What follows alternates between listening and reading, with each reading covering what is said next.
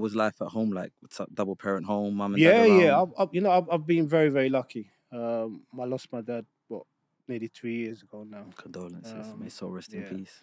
So yeah, growing up with parents for me is a special thing. Mm. Because I've known no better. Right. So to know that I've grown up with my two parents, 6 sisters, one brother. Wow. Yeah, Big family. big family. Yeah, you Mm. could say I'm a little bit close to my feminine side, but Right. a lot of people wouldn't agree with that, Right. But yeah, so like I said, I think when you grow up in a big family, when you're young, everything was about love, Mm. and then unfortunately, when you start to grow, Yeah. those kind of things seem to disappear. Mm. But yeah, home life was good. Yeah, my dad was a stern individual. Okay. Yeah, um, more interested in going to school, getting the right education. I Okay. think he's a typical Jamaican. Okay.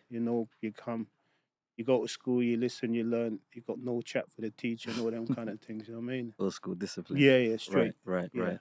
Was he born back home or was he Yes, he born here? was. Okay. Yeah, so both my parents were born in Jamaica. Mm. My dad was born in Kingston. Mhm. So you know home life back when you're young Mm. in a Caribbean household. Yeah.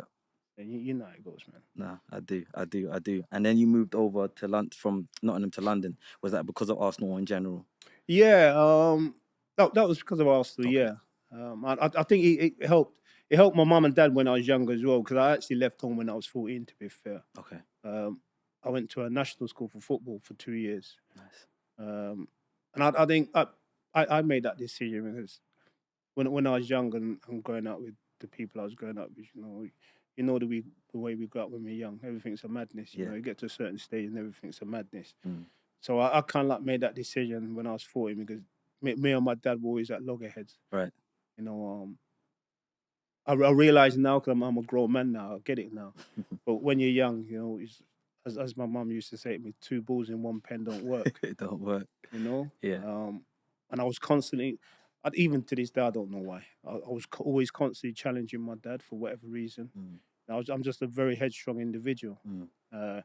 So I made that decision when I went through all the trials to get into national school. I was like, yo, I might as well go, yeah. Mm. Because I know I stay out of trouble for 2 years. And Yeah. at least for 2 years, I know I'm going to be good. Right. Good in the sense whereby I know I can't get in trouble, but not good in the sense whereby, I'm actually going to be good. Right. You know what I mean? Yeah. So I took that opportunity to go there for 2 years, and yeah, it was different, growing up with we've got 15 other boys, Okay. dormitories and all them kind of things. So similar to like a boarding school. Yeah. Okay. And then you got the year above you. Mm-hmm. Within the first week of you joining, they stick it on you straight away, and then that's when you got to start making your boundaries with people. Right. So yeah, it's an interesting experience, definitely. Growing up the way we grew up, I'm sure we've got similarities. Do you think that helped you when they were trying to stick it on you? Oh, it gave you that 100%. bit of a grit to 100%. Yeah. Right.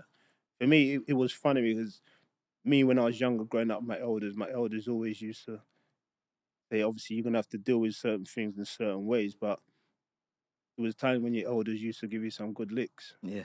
And you just had to take it on the chin. I agree. So for me, when I left and joined the national school for 2 years, and the elders used to stick it on my eyes, I used to laugh, man, because no one actually knows where you're coming from. No one don't know your journey to why you got to that position. Yeah. So for me personally, it was a minor to me. Right. I kind of enjoyed it. I ain't gonna lie, still. Yeah. Yeah, because you probably faced much more. Definitely. Right. Yeah. Right. Cool. So that's around the 14, 15 era. Let's go into, when you're going into like, your 20s, your 21st, you start to think that you're somewhat of a man. What was that like for you being you've come out of squalor level now, and you're 21, you think you're a man, you're in the game. What was that, the beginning stages like? Because being, a Caribbean young man in the ends with the Mandem to then becoming a pro and being 21, like what did that look like? Or what did that look like, should I say? For me, I'll be honest, it never really changed for me. Okay. Ultimately, you just got to box a little bit more cleverer. And that was always my mentality, Yeah, I play football. I've always wanted to play football, but Mm. for me, I couldn't drop the people that had been around. Okay. You know, so my journey was going to be my journey. Mm. At times, yeah, you just got to take that step back. Mm. You know, like I said, box clever, but continue to do what you believe is right for yourself. Mm.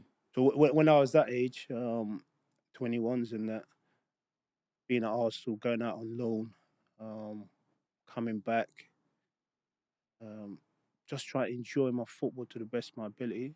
Even if that time was difficult as well, because I genuinely believed I was good enough to be playing in Arsenal's first team at Okay. that age. Yeah, Yeah. you So know, you've always kind of believed in yourself.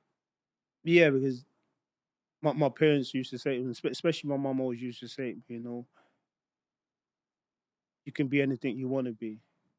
You know, as a black man, you can be Mm. anything you want to be. Mm. Don't let no one tell you that you can't do something or you Mm. cannot be something. Because don't forget, when we grow up in a generation at school, your teachers always try and tell you what you are, what you're going to be. Yes. So when I Yes. was young, my teachers always used to say to me, you know where you're going to end up. Mm. Yeah, we've all heard it. You're gonna end up in McDonald's. You're gonna Yeah, the negative talks, right? But your exactly. mum was always affirming to you. Always, yeah. Mm.